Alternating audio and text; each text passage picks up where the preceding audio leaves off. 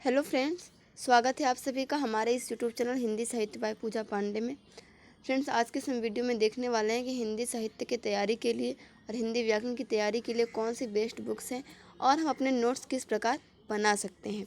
पिछली वीडियो में हम लोगों ने बात की थी एनसीईआरटी बुक्स की कि ईएमआरएस टीजीटी पीजीटी हिंदी से तैयारी करने के लिए जो सिलेबस दिया गया है उसमें एनसीईआरटी बुक से टॉपिक नहीं है या एनसीईआरटी बुक्स का नाम नहीं लिखा गया है, लेकिन फिर भी आप एनसीईआरटी बुक्स को किस तरीके से पढ़ें कि आपके लिए वो हेल्पफुल हो जाए।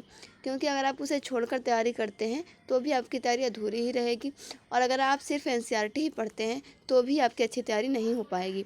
तो इसलिए आपको एनसीईआरटी बुक्स भी पढ़ना है, साथ में बाकी बुक्स भी पढ़नी है। तो एनसीईआरटी बुक्स किस प्रकार से पढ़नी है ये हमने पिछले वीडियो में बात की थी। इस वीडियो में हम बात करेंगे कि हिंदी साहित्य के इतिहास, व्याकरण और भाषा विज्ञान के लिए कौन कौन सी बुक्स जो हैं वो अच्छी हैं, हम उसे पढ़ सकते हैं, किसमें क्या दिया हुआ है और किस प्रकार से हम अपने अच्छे नोट्स तैयार कर सकते हैं।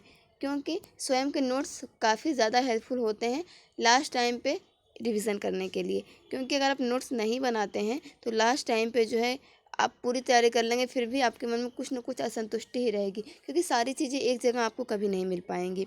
फिर चाहे वो कोई भी यूट्यूब चैनल हो, कोई भी एक बुक हो, या फिर आपके स्वयं के नोट्स जो होंगे, सिर्फ वहाँ ही सारी चीज़ें एक जगह से मिल पाएंगी। क्योंकि विभिन्न प्रकार की किताबों का अध्ययन करके आपने जो नोट्स बनाया होगा वो सबसे बेस्ट होगा। रिवीजन के लिए आप यूट्यूब की हेल्प बिल्कुल ले सकते हैं, और यूट्यूब पे बहुत सारी अच्छी अच्छी चीज़ें उपलब्ध भी हैं, लेकिन सारी चीज़ें एक जगह नहीं है, सिर्फ इतना ही है। तो आइए बात करते हैं हिंदी साहित्य के लिए अच्छी अच्छी किताबों की। सबसे पहले देखिए, यहाँ पर है हिंदी साहित्य का इतिहास, डॉक्टर नगेंद्र के द्वारा लिखी गई। तो ये हिंदी साहित्य की बेस्ट बुक्स में से एक है।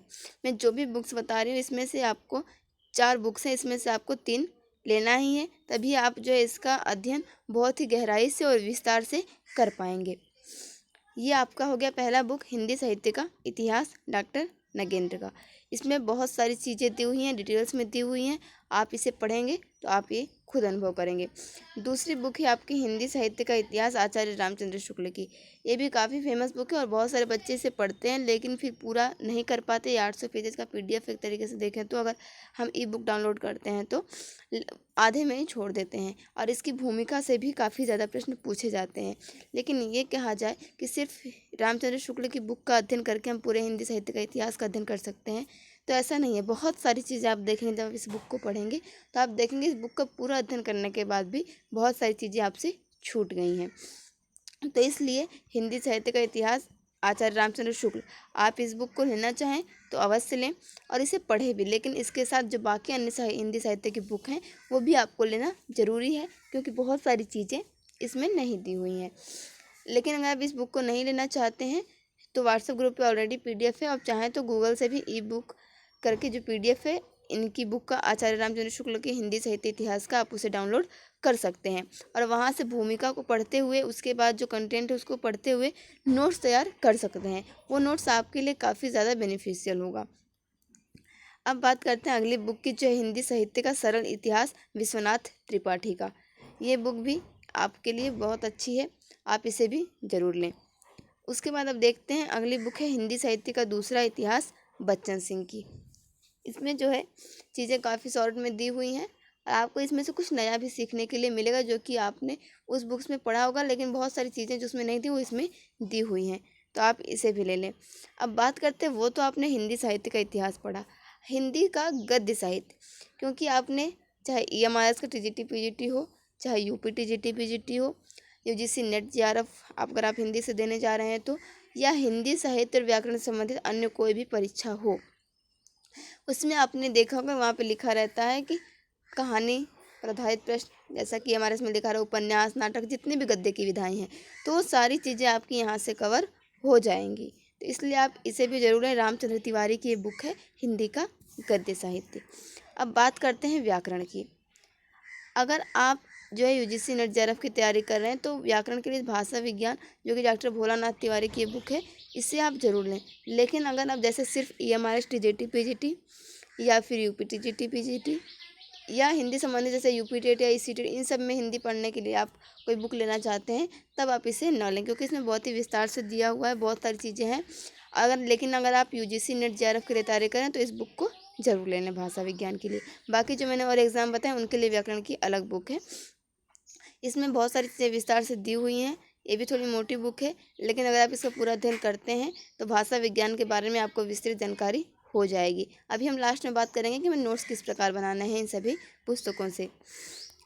देखिए, एक ये व्याकरण की बुक है डॉक्टर हरदेव बाहरी की। अभी आप मार्केट में लेने जाएंगे तो हरदेव बाहरी की आपको एक बुक मिलेगी व्याकरण की, शब्द अर्थ प्रयोग। लेकिन उसमें जो सारी चीज़ें दी हुई हैं उससे मिलती जुलती चीज़ें आपको भाषा विज्ञान की बुक में ऑलरेडी मिल जाएंगी भोलानाथ तिवारी की। या फिर अगर आपने व्याकरण के लिए वासुदेव नंदन प्रसाद को पढ़ा होगा उसमें भी चीज़ें आपको मिल जाएंगी। तो शब्द अर्थ प्रयोग वाली बुक अगर आपके पास है तो वासुदेव नंदन प्रसाद की बुक न लें, लेकिन अगर आपके पास वासुदेव नंदन प्रसाद की आधुनिक हिंदी व्याकरण है तो फिर उनकी हरदेव बाहरी की शब्द अर्थ प्रयोग वाली बुक ना लें। लेकिन ये बुक आपके पास ज़रूर होनी चाहिए व्याकरण के लिए, जो है हिंदी भाषा डॉक्टर हरदेव बाहरी। इस बुक का अध्ययन मैंने किया।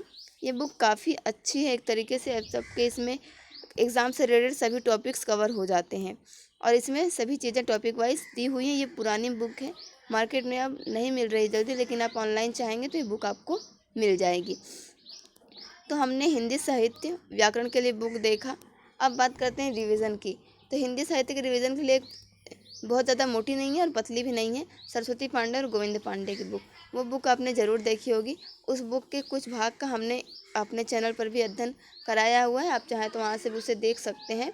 लगभग आधुनिक काल तक हम लोग उसमें पढ़ चुके हैं, तो वो बुक आप वहाँ से अध्ययन कर सकते हैं, क्योंकि उसमें वन लाइनर जो कंटेंट दिए हुए हैं। तो ये सारी पुस्तकों का अध्ययन करने के बाद हम उसको पढ़ते हैं तो हमारा रिवीजन अच्छे से हो जाता है और सारी चीज़ें हमारे दिमाग में बैठ जाती हैं, जो कि फिर कभी नहीं भूलती हैं।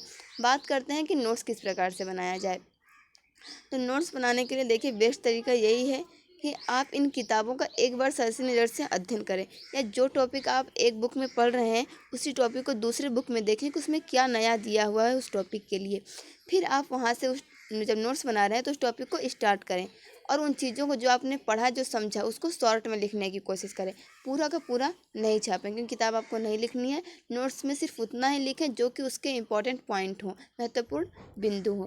इस प्रकार से करके आप जो हिंदी साहित्य का इतिहास, भाषा विज्ञान और व्याकरण के लिए जो नोट्स बनाएंगे या गद्य साहित्य के लिए, वो बहुत ही बेहतरीन नोट्स होंगे आपके, जो कि आपकी किसी भी परीक्षा के लिए बहुत ही हेल्पफुल होंगे और 100% जो है वो परीक्षा में सफलता मिलेगी अपने उस नोट्स से, इन सारी किताबों का अध्ययन करने के बाद जो आपने बनाया होगा। व्याकरण के लिए आप इसमें से कोई भी एक किताब चुन सकते हैं। तो फ्रेंड्स, मुझे उम्मीद है कि आपको ये बेस्ट बुक्स जो है पता चल गई होंगी कि हिंदी साहित्य के इतिहास, भाषा विज्ञान और व्याकरण के लिए हम किन किन किताबों का अध्ययन करके किस प्रकार से नोट बना करके हिंदी संबंधित परीक्षाओं में सफलता प्राप्त कर सकते हैं। ठीक है फ्रेंड्स, मिलते हैं हम लोग अगले वीडियो में। उसमें हम जो है आधुनिक काल से संबंधित महत्वपूर्ण प्रश्नों को देखेंगे। आज बात हुई बेस्ट बुक्स की, तो आपके पास अगर ये किताबें हैं तो बहुत अच्छी बात है, नहीं है तो आप इन्हें लेकर उसका अध्ययन जरूर करें। रामचंद्र शुक्ल की बुक का जो है PDF आपको व्हाट्सएप पे अगर आप मैसेज करते हैं तो भी मिल जाएगा, और नहीं तो आप गूगल से भी डाउनलोड कर उस PDF के माध्यम से उसे पढ़कर नोट्स बना सकते हैं। Thank you for watching this video.